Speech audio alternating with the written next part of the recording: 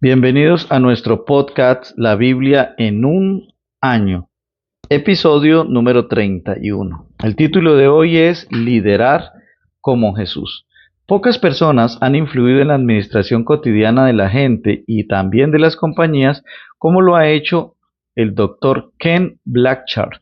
En 1982 escribió El Ejecutivo al Minuto, que ha vendido más de 13 millones de ejemplares. El libro fue tan exitoso en un periodo de tiempo tan breve que al autor le costó recibir el reconocimiento por su éxito.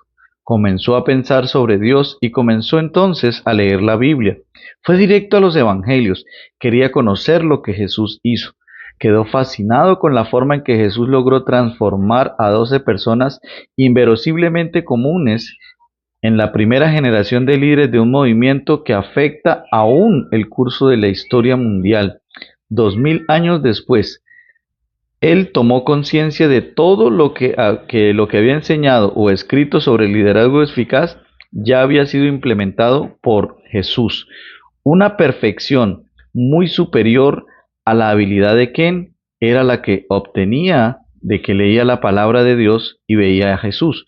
Para retratar o descubrir el liderazgo, Jesús fue más que simplemente un líder espiritual. Ofrece un modelo de liderazgo práctico y eficaz para todas las organizaciones, para las personas y también para todas las situaciones.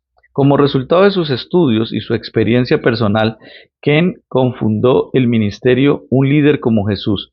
Lo hizo para inspirar y para equipar a la gente para hacer exactamente eso, liderar como Jesús lo hizo. Jesús es el líder más grande de todos los tiempos. En los pasajes de hoy vemos algunas de las características del liderazgo de Jesús junto con las de dos grandes personajes también de la Biblia, David y Job. Vamos entonces a leer el primer pasaje de hoy, que está en el libro de los Salmos capítulo 18, versículos del 1 al 6. Lo haremos en la Nueva Traducción Viviente. Te amo, Señor, tú eres mi fuerza. El Señor es mi roca, mi fortaleza y mi salvador. Mi Dios es mi roca, en quien encuentro protección. Él es mi escudo, el poder que me salva y mi lugar seguro. Clamé al Señor, quien es digno de alabanza, y me salvó de mis enemigos. Me enredaron las cuerdas de la muerte, me arrasó una inundación devastadora. La tumba me envolvió con sus cuerdas, la muerte me tendió una trampa en el camino. Pero en mi angustia clamé al Señor. Sí, oré a mi Dios para pedirle ayuda. Él me oyó desde su santuario. Mi clamor llegó a sus oídos. Punto número 1. La adoración de un líder. David fue uno de los líderes más grandes en la historia de Israel. También escribió algunas de las canciones de adoración más bellas que jamás se hayan compuesto. Miles de años después, el pueblo de Dios continúa utilizando los salmos de David en la alabanza y la adoración. En este salmo vemos que la adoración y la oración de David eran el cimiento sobre el que se fundaba su liderazgo. En medio de las dificultades, la oposición, él decía, en mi angustia invoqué al Señor, clamé a mi Dios. El resultado fue un gran cambio en las circunstancias, seguido por el éxito que llevó a que David expresara su acción de gracias en una canción. Sea en la dificultad o el éxito, sigamos el ejemplo de David, al procurar edificar nuestra vida sobre el cimiento de la oración y la alabanza. El punto de partida de la adoración es el amor por Dios. Cuánto te amo, Señor, fuerza mía. David procede en expresar su amor, su alabanza y su gratitud al Señor. Enfrentaba enemigos, enfrentaba también la muerte y la destrucción. También enfrentaba la angustia. Al mirar hacia atrás podía ver cómo Dios había escuchado su clamor y lo había salvado de sus enemigos. Durante los últimos años he llevado las cuentas de cada una de las veces en las que he clamado a mi Dios, escribiéndolos en los márgenes de mi Biblia en un año. Es sorprendente ver las formas en las que Dios ha escuchado mi clamor. Muchas de las oraciones, aunque no todas aún, han recibido respuesta. Llevar un registro me ayuda a no olvidar mi gratitud hacia Dios. Quiero invitarte a que hagamos una oración. Oh Señor, mi fortaleza, gracias por tantas veces en las que he clamado a ti pidiendo ayuda y has oído mi voz. Con todos los desafíos y retos por delante, nuevamente clamo a ti pidiendo auxilio. Pido que por favor nos ayudes en todas las cosas que estamos viviendo como familia, como nación y también como iglesia. Guíanos, Espíritu de Dios. Vamos a hacer la segunda lectura y está en Mateo capítulo 21, versículos del 1 al 17 y continuamos en la Nueva Traducción Viviente. Mientras Jesús y los discípulos se acercaban a Jerusalén, llegaron a la ciudad de Betafe, en el monte de los olivos. Jesús mandó a dos de ellos que se adelantaran. Vayan a la aldea que está allí, les dijo. En cuanto entren, verán una burra atada con su cría. Desaten a los dos animales y tráigamelos. Si alguien les pregunta qué están haciendo, simplemente digan, el Señor los necesita. Entonces les permitirá llevárselos de inmediato. Eso ocurrió para que se cumpliera la profecía que decía, dile a la gente de Jerusalén, mira tu rey viene hacia ti, es humilde y llega montado en un burro, montado en la cría de una burra. Los dos discípulos hicieron tal como Jesús les había ordenado. Llevaron la burra y su cría, pusieron sus prendas sobre la cría y Jesús se sentó allí. De la multitud presente, la mayoría tendió sus prendas sobre el camino delante de él y otros cortaron ramas de los árboles y las extendieron sobre el camino. Jesús estaba en el centro de la procesión y toda la gente que lo rodeaba gritaba, alaben a Dios por el Hijo de David, bendiciones al que viene en el nombre del Señor, alaben a Dios en el cielo más alto. Toda la ciudad de Jerusalén estaba alborotada a medida que Jesús entraba. ¿Quién es este?, preguntaban, y las multitudes contestaban, es Jesús, el profeta de Nazaret de Galilea. Jesús entró en el templo y comenzó a echar a todos los que compraban y comían y vendían animales para el sacrificio. Volcó las mesas de los cambistas y las sillas de los que vendían palomas. Les dijo, las escrituras declaran, mi templo será llamado casa de oración, pero ustedes lo han convertido en una cueva de ladrones. Los ciegos y los cojos se acercaron a Jesús en el templo y él los sanó. Los principales sacerdotes y los maestros de la ley religiosa vieron esos milagros maravillosos y oyeron que hasta los niños en el templo gritaban, alaben a Dios por el Hijo de David. Sin embargo, los líderes estaban indignados. Le preguntaron a Jesús, ¿oyen lo que dicen esos niños? Sí, contestó Jesús, no han leído las escrituras, pues dicen a los niños y a los bebés les ha enseñado a darle alabanza. Luego regresó a Betania, donde pasó la noche. Punto número 2. Las características de un líder. ¿Qué significa en la práctica liderar como Jesús? Lo primero es que debemos liderar desde quien somos más que desde nuestra posición. Quien somos es mucho más importante de lo que hagamos o tengamos en términos de posesiones o posición. La autoridad de Jesús no procedía de tener una alta posición en cierta jerarquía, venía de quien era como persona, tenía una autoridad natural, poseía una confianza total de que todo lo que debía hacer era el Señor lo necesita. No se requerían amenazas ni promesas. Segundo, ser amables y modestos. Tu rey viene hacia ti humilde. Esta no es una característica del liderazgo que el mundo puede llegar a esperar, pero estaba justo en el corazón del liderazgo de Jesús. La palabra griega para amable significa alguien considerado y modesto. Es lo opuesto a la agresividad o la búsqueda del propio bien. Evitar la arrogancia y la ostentación. Es como un tercer subpunto.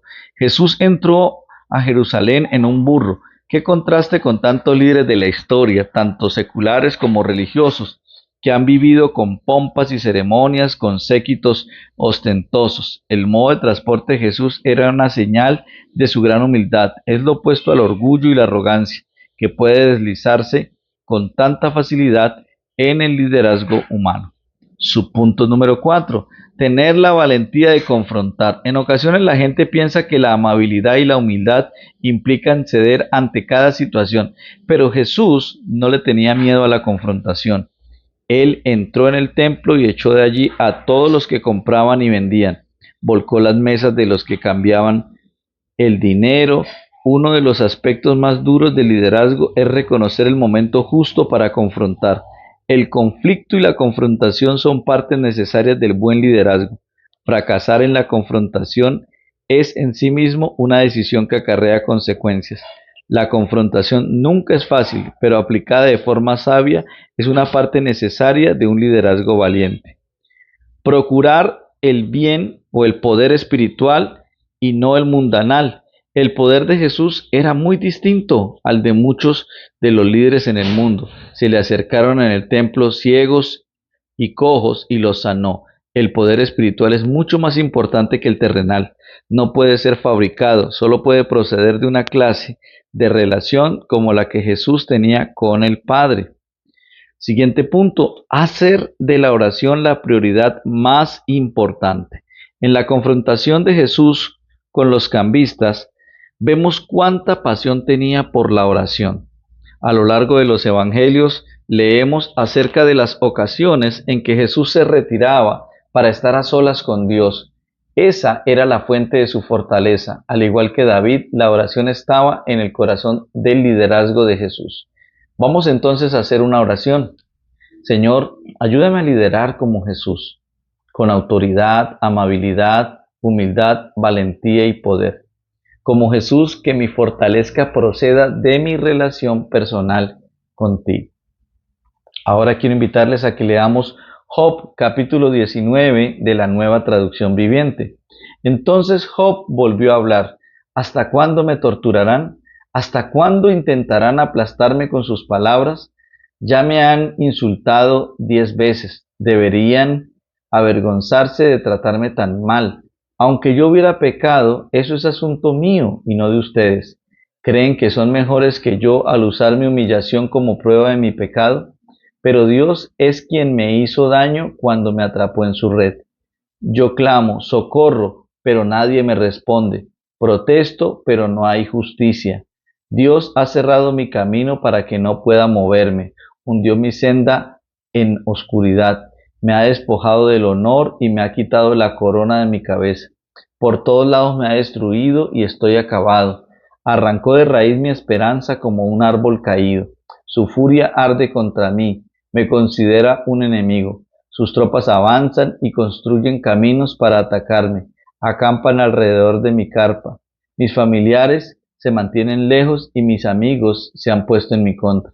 Mi familia se ha ido y mis amigos íntimos se olvidaron de mí. Mis sirvientes y mis criadas me consideran un extraño para ellos. Soy como un extranjero. Cuando llamo a mi sirviente no viene. Tengo que rogarle. Mi aliento le da asco a mi esposa, mi propia familia me rechaza, hasta los niños me menosprecian, cuando me levanto para hablar me vuelven la espalda, mis amigos íntimos me detestan, los que yo amaba se han puesto en mi contra. Quedé reducido a piel y huesos y he escapado de la muerte por un pelo. Tengan misericordia de mí, amigos míos, tengan misericordia, porque la mano de Dios me ha golpeado. ¿Me perseguirán ustedes también como lo hace Dios? ¿No me han despellejado ya bastante? Oh, que mis palabras fueran grabadas, oh, que quedaran escritas en un monumento, talladas con cincel de hierro y rellenas de plomo y labradas en la roca para siempre. Pero en cuanto a mí, sé que mi Redentor vive, y un día por fin estará sobre la tierra. Y después que mi cuerpo se haya descompuesto, todavía en mi cuerpo veré a Dios. Yo mismo lo veré así, así es, lo veré con mis propios ojos. Este pensamiento me llena de asombro. ¿Cómo se atreven a seguir persiguiéndome diciendo, es su propia culpa? Ustedes mismos deben tener temor al castigo, pues su actitud lo merece. Entonces sabrán de qué verdad hay un juicio. Vamos a hacer entonces la lectura del siguiente pasaje, que es el capítulo 20 de Job. Entonces Sofar, el Namaatita, respondió, debo responder porque estoy muy molesto. He tenido que soportar tus insultos, pero ahora mi espíritu me vuelve a responder. ¿No te das cuenta que desde el principio del tiempo, desde que el hombre fue puesto sobre la tierra por primera vez, el triunfo de los malos ha durado poco y la alegría de los que viven sin Dios ha sido pasajera? Aunque el orgullo de los incrédulos llegue hasta los cielos y toquen las nubes con la cabeza, aún así ellos despreciarán para siempre y serán desechados como su propio estiércol. Sus conocidos preguntarán, ¿dónde están? Se desvanecerán como un sueño y nadie los encontrará. Desaparecerán como una visión nocturna. Quienes alguna vez los vieron no los verán más. Sus familias nunca más volverán a verlos. Sus hijos mendigarán de los pobres porque tendrán que devolver las riquezas que robaron. A pesar de ser jóvenes, sus huesos yacerán en el polvo. Ellos disfrutaron el dulce sabor de la maldad, dejando que se deshiciera bajo su lengua.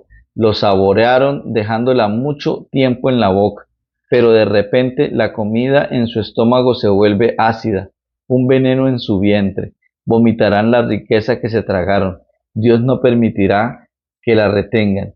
Chuparán el veneno de cobras y la víbora los matará.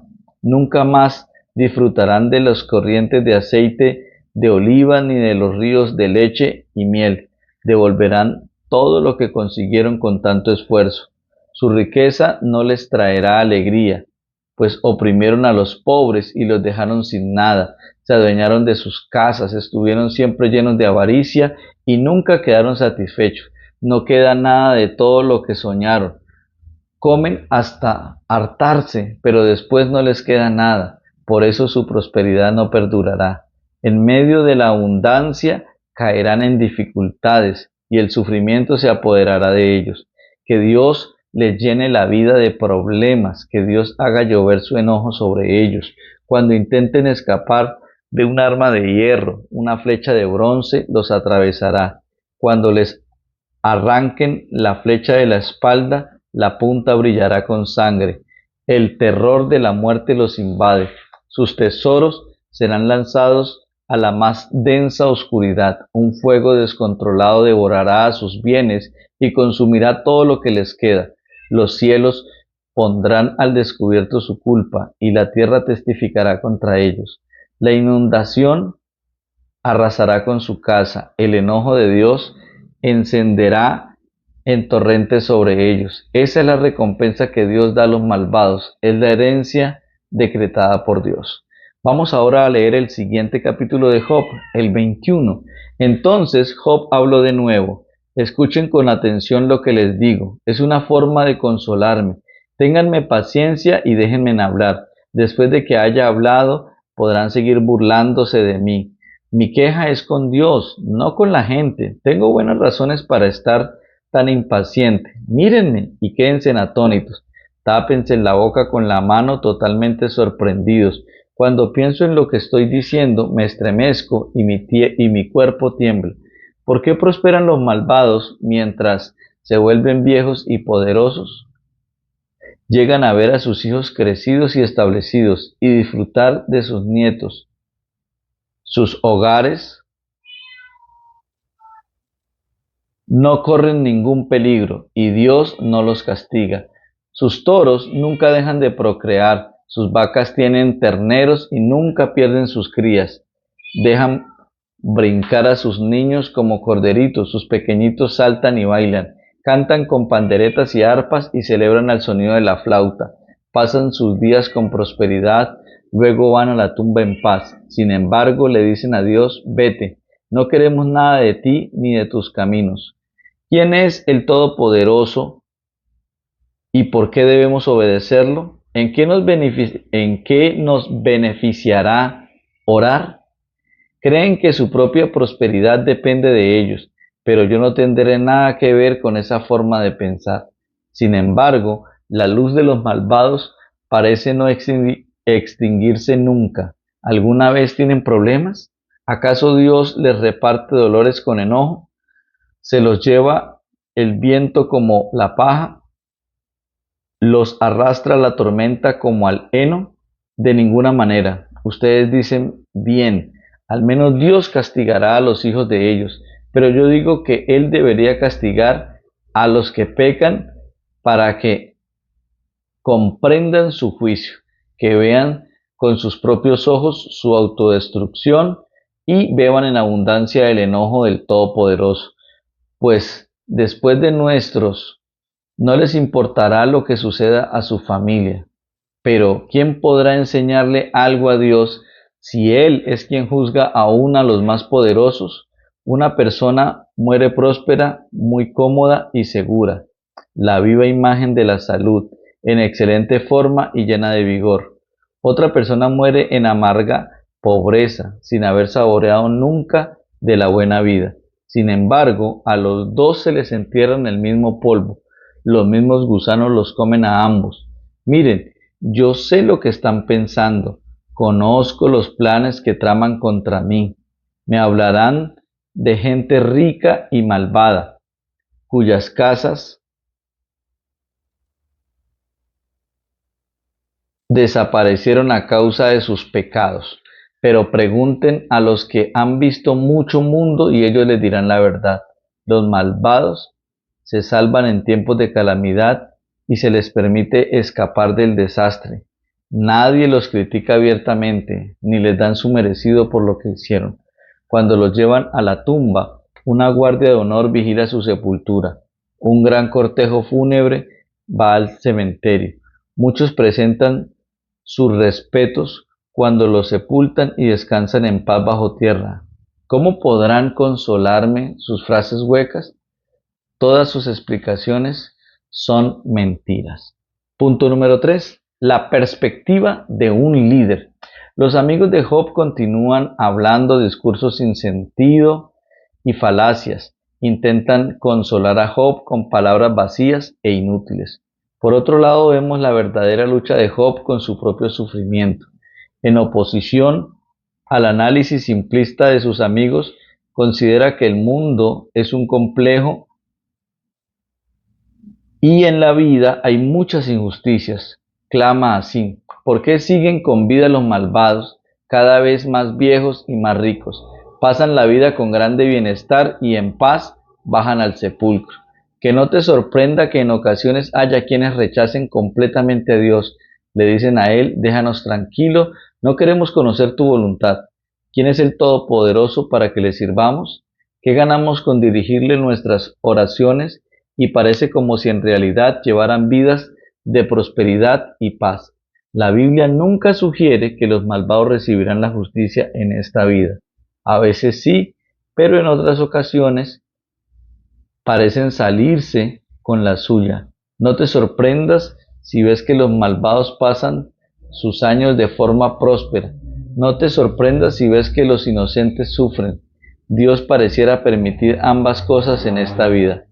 Esto no es para decir que deberíamos ser complacientes con la injusticia o el sufrimiento del inocente. Por el contrario, tenemos que hacer todo lo que esté a nuestro alcance para combatir ambas situaciones. No obstante, esta vida no es el fin. Dios tiene toda la eternidad para enderezar las cosas. Job anticipa de una forma casi singular en el Antiguo Testamento nuestra esperanza futura. Yo sé que mi Redentor vive y que al final triunfará sobre la muerte. Y cuando mi piel haya sido destruida, todavía veré a Dios con mis propios ojos. La perspectiva de Job anticipa la esperanza ofrecida por el Nuevo Testamento en cuanto a la resurrección y la vida eterna. Un líder piadoso tiene la perspectiva eterna, la cual da una dimensión totalmente distinta al liderazgo cristiano. Imagina si alguien importante fuera a visitar tu casa. Probablemente harías una serie de cosas para estar listo. Tú mismo estarías listo. Te asegurarías de que los demás en tu casa estén listos y también de que la casa misma esté preparada, que luzca limpia y ordenada. Un líder cristiano tiene la perspectiva y la esperanza eterna de que al final mi Redentor triunfará sobre la muerte. Enfoca tu atención en prepararte, hacer que otros se preparen a través de la evangelización, el discipulado y todo lo que tiene que ver como cuidado pastoral, y lograr que la casa esté lista, la revitalización de la iglesia y la transformación de la sociedad. Estas preocupaciones no están solo dirigidas a los líderes de la iglesia. Los líderes cristianos en todas las esferas de trabajo y de la sociedad deberían tener en cuenta estas tres dimensiones subyacentes grabadas en sus pensamientos, decisiones y acciones. Más aún, esta perspectiva debería transformar tu actitud hacia tus planes y objetivos. Cuando las situaciones no funcionen como esperabas, debido a la injusticia y el mal accionar de individuos, organizaciones o sistemas, todavía puedes confiar en el hecho de que un día prevalecerá la justicia total. Vamos a hacer otra oración. Señor, gracias porque un día yo en persona veré a Dios con mis propios ojos. Ayúdame a vivir cada día con esta perspectiva eterna. Ayúdame a ser más como Jesús, liderar más conforme a su estilo. Bueno, vamos a hacer el comentario de la pastora Pipa Gumbel. Yo sé que mi Redentor vive. Del Mesías de Handel se cantó en el funeral de mi padre. Es una canción tan bella y al mismo tiempo una gran declaración de fe. Trajo consuelo. Es maravilloso imaginarse a Handel leyendo el libro de Job y recibiendo la inspiración para escribir una pieza musical tan extraordinaria. Siempre pensé que provenía de Isaías, pese a que supuestamente leí Job varias veces. Creo que debo haber pasado por alto una parte de los diálogos. Me alegra de que Handel no lo hiciera. Recuerden de que el autor de la Biblia en un año es el pastor Nicky Gumbel de la iglesia HTV en Londres. Y la voz de este podcast es de Luis Alfonso González, su servidor. Bendiciones.